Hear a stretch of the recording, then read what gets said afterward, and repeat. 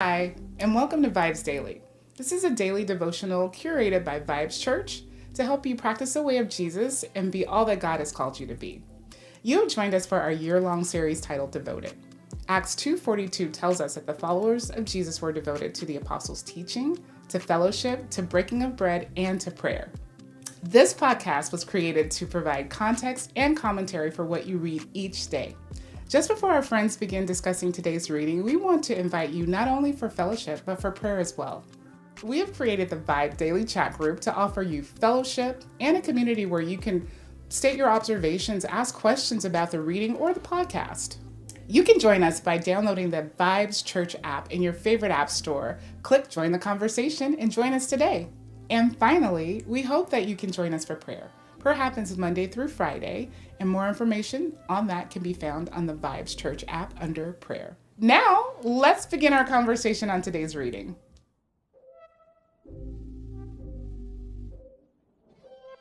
That'll be perfect. Yeah, that's good. It's better? Mm-hmm. Okay, awesome.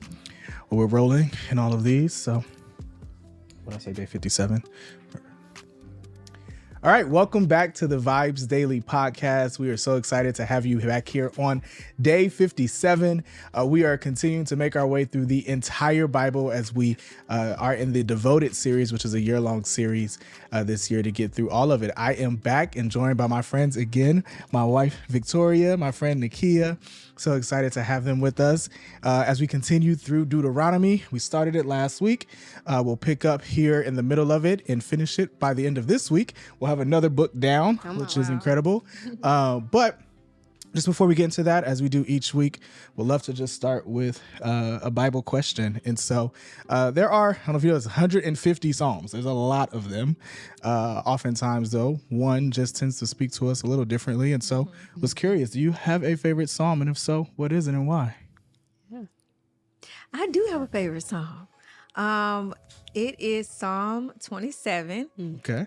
It's literally the first Bible verse I was introduced to as a Christian. I love it. A little over 10 years ago. And so my friend invited me to her church and I was going through a lot. Yeah. And her pastor actually suggested that I read this Psalm and it spoke to my heart. Wow. It spoke exactly to where I was, and it's truly like resonated with me throughout my life. But it says like when your enemies advance against you to devour your flesh, they will stumble and fall. And that was so encouraging to me because I really felt attacked at the time and just throughout our daily walk, you know, like attacks come. And so it's just encouraging to know. And then what really stuck with me was toward the end of that Psalm. It says, even if your mother and father abandon you, I never will or forsake you. I think the scripture says.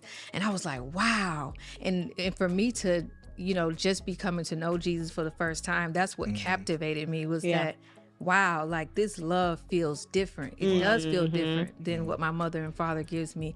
And even if they don't love me well, even if my father is absent, my Lord, you know, will never leave me. He'll never forsake me. And so I just thought that always like blew my mind. Right. That was like a truth and a reality. And it still is. I love it. I love it. That's deep. Yeah. Ooh, I love it. Put you at the end. That was deep. Yeah. I would say mine is Psalm 139. God put it on my heart last year to start to memorize it. And so the more that I memorized it, like the more I kind of like was really looking like, wow, this is really about God. Now I had taught my children 139:14, for I am fearfully and wonderfully made. Yeah. And so they know that. So it was really interesting as I was reading through this psalm that actually had nothing to do with us, really. Wow. Like there was so much focus on us, like, oh, I'm fearfully and wonderfully made. Oh, yeah. But the whole entire psalm is about how good God is and how he sees you. And, you know, if I go into the heavens, you're there. If I go and make my bed in Sheol, you're there. Like, and just like, you know my thoughts from far away. Like all these different things is just like of how majestic and how like big and how sovereign God is. And so it really gave me a new appreciation. And then it was like in the midst of that, you made me, you know? And so, yeah, it spoke to me in a different way. Very good. That's good. That's good. Yeah, this is a hard one because there's so many songs. Right. Yeah. And I've actually changed my mind since we talked about it before we started recording. And so I've probably listed 3 other ones before. But I'm selling on Psalm 37. Psalm 37 has a few. I think with a lot of these Psalms, what I appreciate is the simplicity of just like, usually it's like one line that just feels so weighty and powerful. And I think some of my favorite Psalms are the ones that have like multiple like that, multiple just like punchlines, like bars. Yeah. Like it's just like, yo, that's good and that's good, right? So Psalm 37 is like that for me. Psalm 37 has, be still and wait patiently on the Lord, right? Is one of the ones that are in here. I love it because it also tells, to me, it's about righteousness and like the value of righteousness and how God really protects those who are righteous and ultimately will judge those who are wicked. It starts off with like, don't fret those that are wicked, right? Like, don't worry about them. They'll fade away. They'll wither, but like, just stay in righteousness. And I think for me, it's an encouragement, particularly in the world that we live in and stuff that just, it doesn't always feel like the righteous are winning. Right. At all. Yeah. And so just honestly, I think it's just an encouragement to me to just stay on that path and to continue to live that out. So 37 is the one I'm going with here today, but So good. yeah. If you have your own, why don't you let us know in the chat or send us a message, anything. We would love to know what your favorite Psalm is, which one speaks to you and why as well. But we'll get to Psalms later this year. We're still in Deuteronomy as it stands. There are some songs in Deuteronomy we'll get to at the end here. But before we get to that, we were picking up at chapter 13. And when we left off last week, we were really talking again about how Deuteronomy kind of comes from this word second law. It's kind of this reminder passage or chapter or book, I should say. It reminds us of a lot of things we've already read in some ways. Yeah. And so we pick up kind of here with some other instructions on, false prophets and idolatry and some things of that nature, which again are things that we kind of know already, right? It's not the first time God is revealing this. But what sizes, and Moses emphasizes here, this ideas of false prophets and of idols. Anything that just jumped out to you guys here in 13? Yeah, the Lord is like about business. Yeah. Certainly. It's not like put them outside the city. It's not like, no, he's just like, no, get rid of them. Like, you need to purge this evil. Yeah. I think it was really interesting when he was talking about the prophets. I would have assumed or expected for him to say, if a prophet comes and tells you a dream and it doesn't come true, right? Then you'll know he's not my prophet, blah, blah, blah. But he says if it comes true still, right? Like he's like, if a prophet comes, it tells you about these signs and wonders and it comes true though, and it happens, but then he leads you to other gods through it. Yeah. Then then you need to like remove him and, take him out. So I thought it was interesting because the thing about false prophets is sometimes you just look for the truth, right? And we're like, well, we're looking for things that are actually happening. I'm like, oh, what they said actually happened. And so it's not like they're always just telling lies. Like they might even be like gifted or have some insight of some sort. But like where it comes from is not of God. Yeah. Good. Yeah.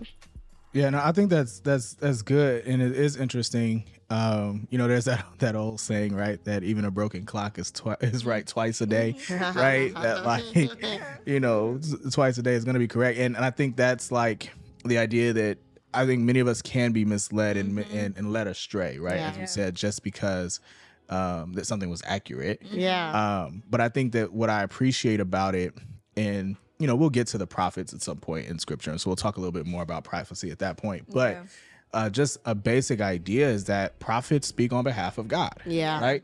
Like that is the pure, like just simplest definition of what a prophet is. And so if you ever hear something out of the mouth of a quote unquote prophet that disagrees with God, then you automatically know this person is not a prophet, right? That is it. It's not about fortune telling or telling the future. Like those kind of things don't define prophecy, but it's simply if there's a disagreement with what God has already said, then we can already know. We can rule that out. And so I love that that's even kind of established earlier that is the big differentiator, is that it's a disagreement with God. Yes. Yeah. And I think I was reminded in reading 13 is, and I know it's not stated here just yet, like this, but just to test every spirit, because even if it is, you know, coming from a prophet, if it's not coming from God, like it is not to be received. So we still need to test the spirit that it's coming from to confirm that. Yeah. Good. It's really good. And I love how even just the structure of this chapter, it started first with prophets. Yeah. As somebody like, you know, that you might not be that close to, but then it goes to your own house. And excuse me. In verse 6, he says, if the brother, the son of your mother, or your son, or your daughter, or the wife you embrace, or your friend, like if there's anybody, you know, who says to you like, oh, let's go serve some other gods, like, no. So good. Like, no. Because it's like, okay, one thing if people fall, but a lot of times we do stay close in relationships, or we even think about like, oh, let me do that because that's my mom, right? It's my sister, you know. And but the Lord's like, if there's anyone, if there's anyone who takes you away from me, then no, you need to stone them. It says in verse 10, you can stone them. Whoo, that's heavy. My Bible just titles it like "Don't tolerate idolatry," right? Like it's just like don't entertain the idea of idols. Like and I was like, I just love that word. I feel like that was just an apt description of that. It was just like, don't even entertain them. Don't tolerate. Don't give any type of opportunity for an idol kind of within your home. No, that's really good, because I even look at when he commands them to go into the cities and these different inhabitants, like he not only says to kill like all the people, but like even the stuff, he says to burn it with fire. Like in verse 16, it's like you bring all the spoil to the middle of the city and burn it. And it's kind of like nothing of theirs is good. And I think it's so interesting too, because he puts us in the middle of idolatry. It's like, these people can't give you what you need. Like, I'm your provider. So don't even go into their city seeking their stuff. Like, burn it. It's not good. Whatever they had going on could lead you to like worshiping whatever they have, whatever idols they had, or whatever. But like, it's worthless. It's like, it's absolutely worthless. That's good.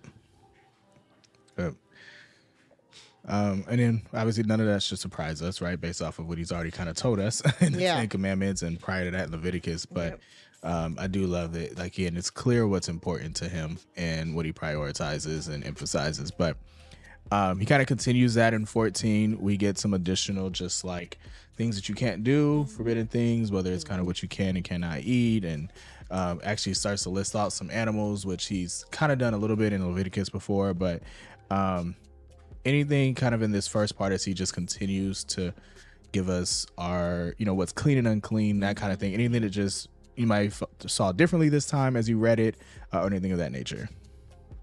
I wondered what made those animals clean. Like, I wondered what made the ox, the sheep, the goat, the deer clean, as opposed to the animals that were unclean. Well, like, to me, a pig being unclean makes sense. Some of these are self-explanatory.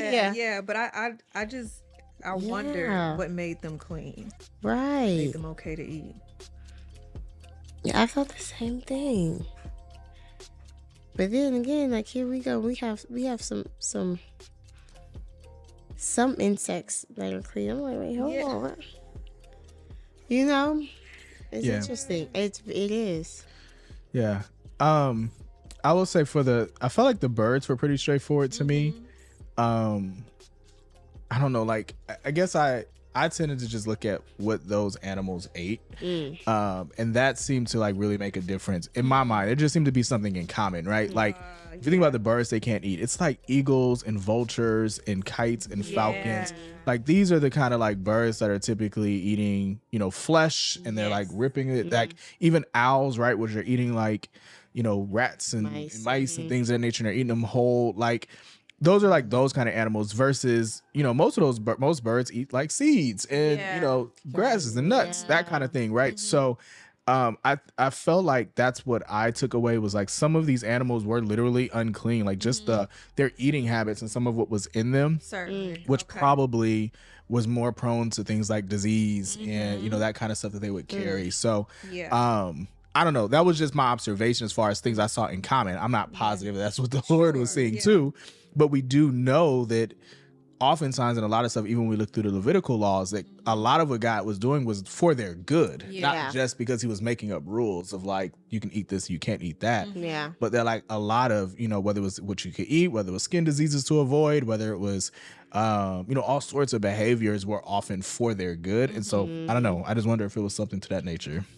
No, that's a good observation, because I forgot, like the kids, they dissected owl pellets, and it was like, what type of rat is this? Yeah, bones, you can find bones in those things. Wow. Yeah. Like, and vultures eat dead animals. Carcasses. Like, when I see them, they're eating another dead animal. Yes. Which again, if we know, we can't touch that stuff, right? That stuff is unclean. They're not supposed to touch carcasses and flesh and dead. And so that makes sense. Yeah, it does. It does. Yeah.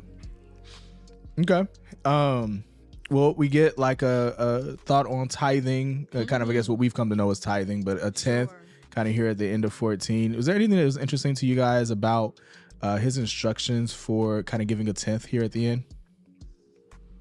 Yeah, the purpose of tithing is to teach you always to fear the Lord your God. I believe in this text and even today, that is the purpose of tithing, that it not just be let me give my 10%, but it's reverencing the Lord with everything that you have. Yeah. And this is the least I can do. The purpose of me giving my tithes is because I understand that it doesn't belong to me to begin with. Yeah. So that really stuck out to me, because I think I kind of oriented my heart around that just within the past year or so, you know, as to why I tithe. I don't want it to just be this routine ritual, but like, why am I giving my 10% and what is it I believe about it? So in reading this, that really stuck out, that the purpose of tithing, and that's I think verse 23. Verse 23.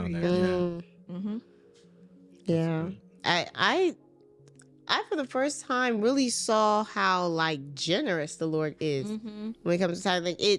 Oftentimes I thought like, give it back to the Lord because it wasn't mine anyways. Yeah. But when I even look at this, you're giving your wine and your grain and your flock, and he's also asking them to just bring it to the temple and just eat it there. And eat it, right? Like they still got to eat what they brought. Like, so it wasn't even like give it to the Lord and you don't see it again. Like, no, that's as if good. they missed out. And so I just feel like he's so generous and just allowing them to still even just have the portion he asked of them. It was kind of like, just do it with me. You know?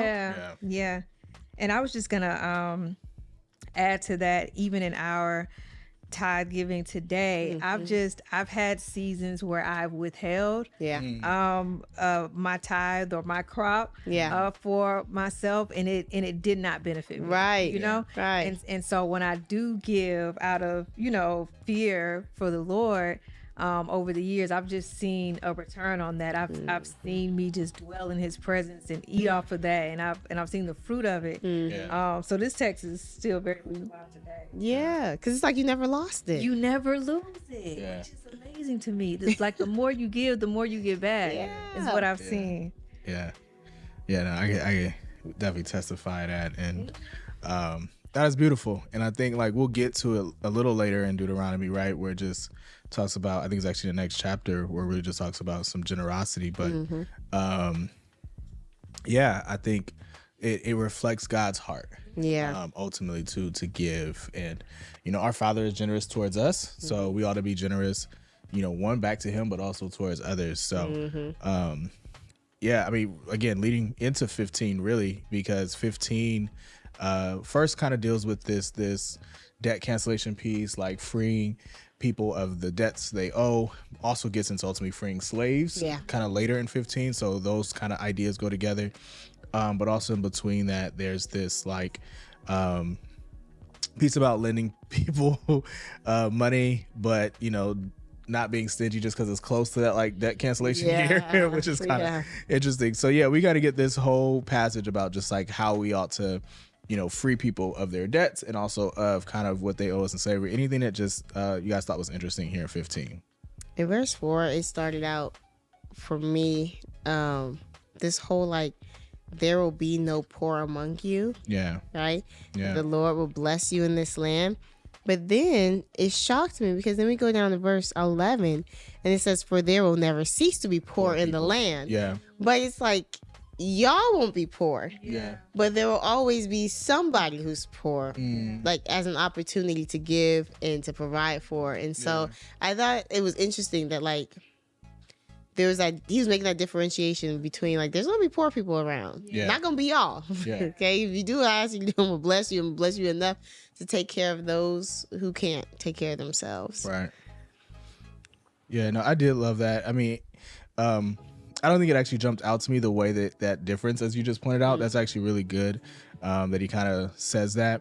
But I did just love that he just kind of points out like there will always be an opportunity to be generous. Like that's kind of how I took it. It's like you'll never have given enough, essentially. Like there's just always somebody you can share with and can give to. And maybe you are that poor in the land at some point and somebody will take care of you. But like I just love that there's just like, if you're looking for it, there's an opportunity to give. Like, there's always that space for it. And this is happening in the land the Lord your God is giving you. So this is happening around you and all of the abundance that you have, like you mentioned. So don't be hard-hearted or tight-fisted towards them because you have this abundance. Like you have what you need. Yeah. This is good. Yeah, I will say, like, I thought it was interesting. I feel like God, like, just knows our heart as people, right? Certainly. Because he already predicting the schemes we're going to come out with, right? Right. Like, it out. Yeah, it's like, it's year 6, month 6, and you're like, nah, I'm not lending somebody because I ain't going to get this money back. If I lend it to them, they're going to be forgiven in 5 months. And so I'm not giving this up. Like, I just thought it was hilarious that he just knows us. And I couldn't help but also, talked about this when we first came across this particular passage in Leviticus. There was a similar kind of idea of that, the year of Jubilee, and there's that freedom piece.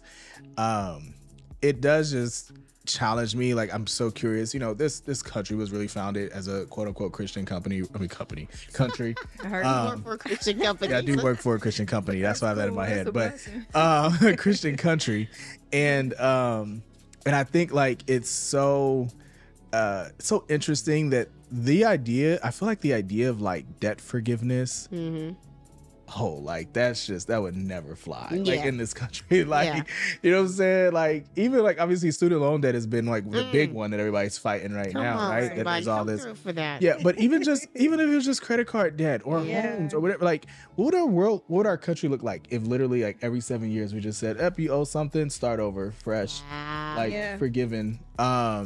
The relief. The freedom to just start from scratch. Because there's always hope. Yes. There's at least light at the end of some tunnel. Yeah. So I don't know. I just couldn't help but think about like, geez, like there are some things I do not envy about the people of Israel. Plenty of stuff that I'm really glad I don't live at that time. Seriously. This is one thing that I'm kind of like, man, that would be nice though. We can pick and choose. I know that's right. And I wonder if that's where the idea came from. Because isn't it like 7 years that things like fall off of your credit report? Yeah. That's real. I'm like, when I read that, it made me wonder, it's like, is that where they get that from? Probably. That's hilarious. Yeah. Like, oh, we'll sprinkle this in there, but you still got to pay. Come on with the car loan payments. Oh, that's good. Okay. But it wasn't just money, it was also about kind of service. And so there was that release as well of kind of setting people free. And, again, this was something that was repeated from earlier. So we've definitely seen this idea before. Because obviously even the slave had the opportunity to stay if they saw fit and wanted to be a part of that family. So, I one thing that I thought was interesting in that piece before we kind of moved to the end of 15 was this idea. Verse 18 says, do not regard it as a hardship when you set him free, because he worked for you for 6 years, worth twice the wages of a hired worker. Like, I thought it was interesting that he just kind of calls out like the time you had was extremely valuable, more valuable than if you just like paid somebody. Right. That like it was just really valuable. And so like don't make it seem like again, it's a hardship. Don't make it seem like it's unfair that you had to let him, or her free. And I do think, like, again, we often feel like if we don't get exactly what we're owed, we don't appreciate like what we have been given and what we got out of it. And so I don't know, that for whatever reason, that verse just stuck out to me differently this time around. But we get the consecration of the firstborn again, which is very similar to the animal piece that we saw just a little bit earlier with the 10th. But just kind of talking about, back to your point, we're eating the firstborn, of these animals, right? And eat it before the Lord, right? In the place that he chooses. And so kind of talks about that a little bit. And then we get into 16 and there are, kind of talks about Passover. So it's the first time I kind of heard the month of Abib specifically. They've kind of just told us the second month, but anything that just jumped out to you in these festivals as it kind of goes into the different ones that he commands them to observe here in chapter 16.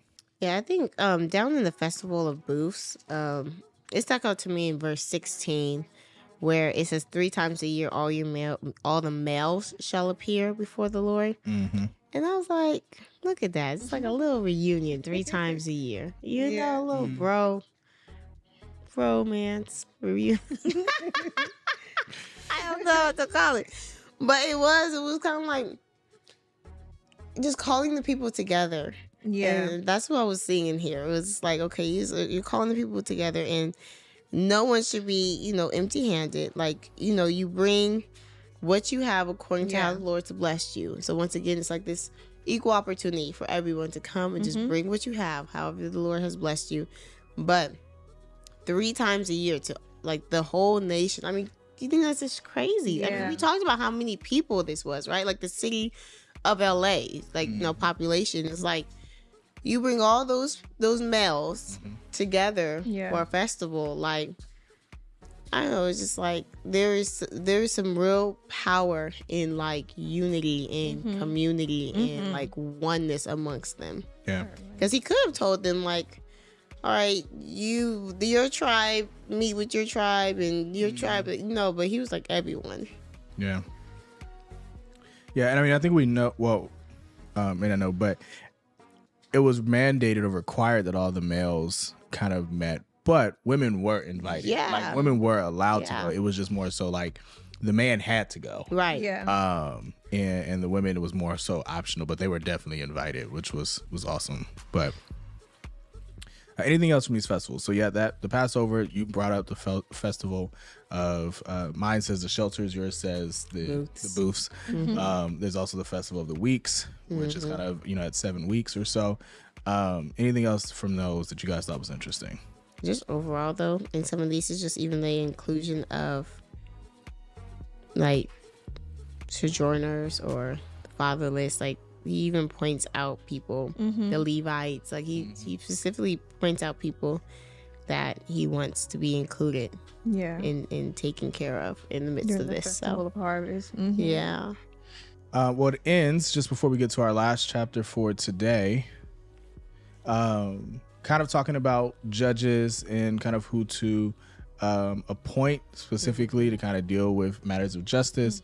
It's also interesting because into 17 we get like difficult cases, like what happens when the law's not so clear or it's not like black and white on what happened, what to do, and then also even kind of kingship and rulership. So we kind of get in this next end of 16, beginning of most of 17, these ideas of justice and leadership and judgment. Anything that just jumped out to you guys in what God instructed and gave them as like governing bodies and judging people of judgment for the people of Israel? I feel like this is like the first times we're actually seeing this like justice system though.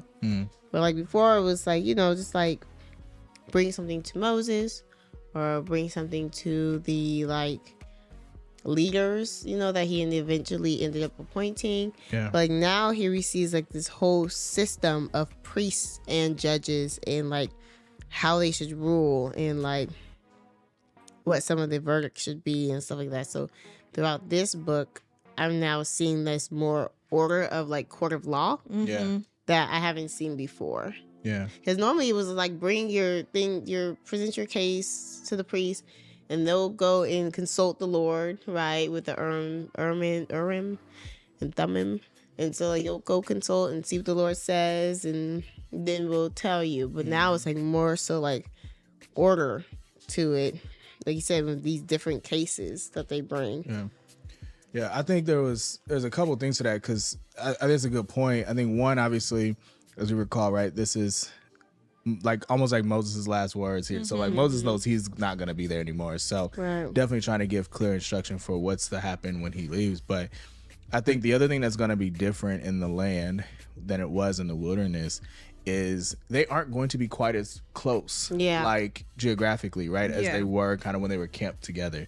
They're kind of living spread out among this land, which is why stuff like, you know, we one of the passages earlier when we were talking about the 10th was like, yeah, man, if it's too far to get to the place that the Lord appoints and you can't carry your sheep all the way over there, sell that sheep for some silver, bring the silver with you instead, and then buy some when you get closer, because, you know, that's a long trek, right? And so I think with these laws, the other thing Moses is doing is trying to give them stuff that like they can use to govern their like towns and their cities, their villages, kind of outside of having to come back to a central location. So I do think you see, yes, more like government and clear instructions for how to operate, simply because, you know, the priests aren't going to be able to be in everybody's city and everybody's place at the same time to kind of handle some of this stuff. So yeah, I do think it's interesting that he's definitely making that more clear now that he won't be there.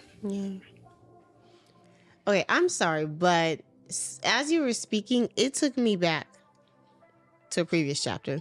Okay. It took me back to thinking about, like you said, if it's too far, bring your silver, and then you can buy it when you get there. And then it reminded me of how Jesus turned the tables. Yeah. Right? Where like you've turned my father's house into like a marketplace. Yeah. And I was just like, yeah, because the heart and the intention was for the people. Like the heart and the intention of this law, that you can even buy stuff when you get there, was for you. Like, I'm trying to save you and your back, you know, your labor, so that you can dwell with me and still commune with me and still partake. But instead, they ended up using it as an opportunity for profit, and for gain, and Yeah, for they were like taxing it. You're taxing it, and it's like, oh yeah, like now I even understand another layer of why Jesus was so upset. It wasn't just selling in the marketplace, but this was something that the Lord had given them as a gift to them. Sorry, you just made me think of that. It's good. But back to the judges. Yeah. Other thoughts? From the justice. Anything else? What stood out to me as we're looking at this whole justice system for the first time is like just the language that's used and the severity of the consequences, because it says, which I have strictly forbidden. And if it is true that this detestable thing that has been done in Israel, so it's like there's this emphasis on how much God is against this. And then it says these people will be stoned to death. And in this way you will purge all the evil from among you. So I was just taken aback in reading this, because it's like, man, like the consequences are without mercy. It's serious. And we hear that word purge a lot here, right? Like, purge this evil, purge. Like, he's like, get rid of it, because it probably just spreads. Right? Very good. Yep. It's good. Oh yeah, because you think about purging something, that's what you're doing. Like, you're just completely getting rid of it. No traces. Yeah. Okay.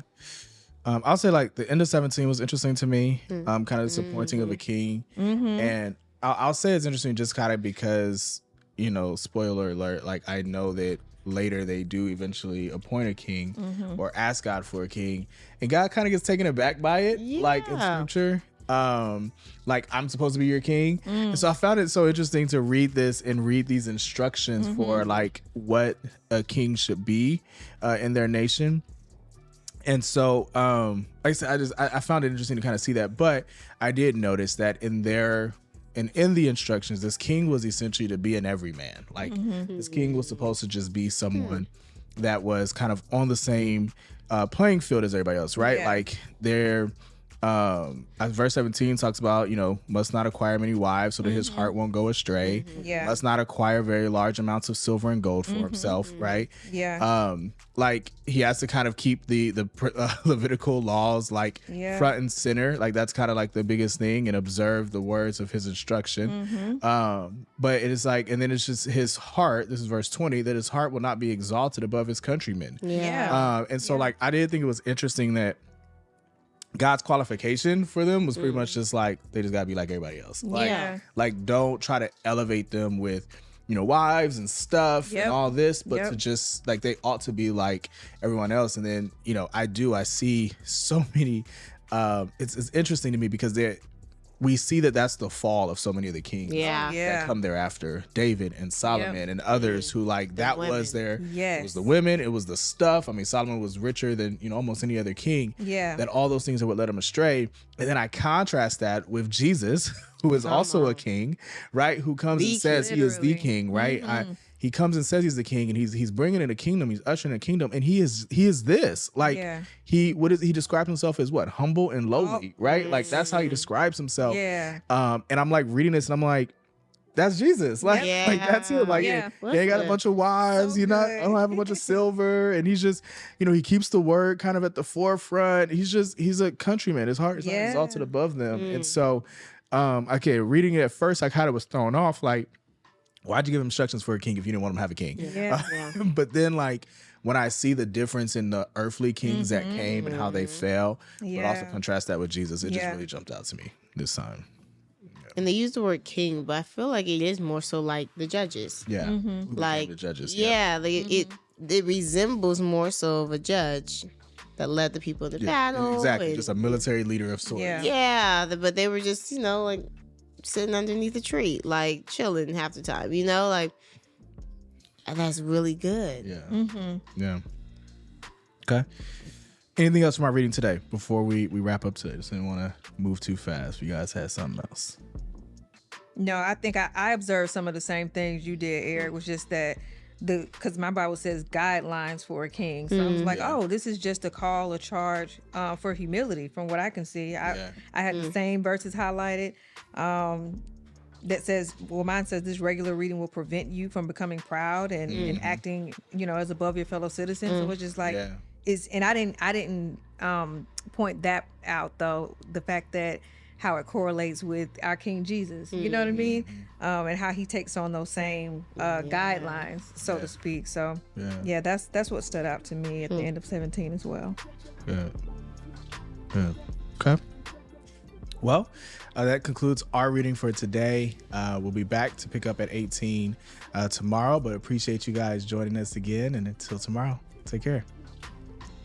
Thank you for joining us for the VIBEZ Daily podcast. Be sure to like, comment, and subscribe on your favorite podcast platform, or download our favorite, the VIBEZ Church app.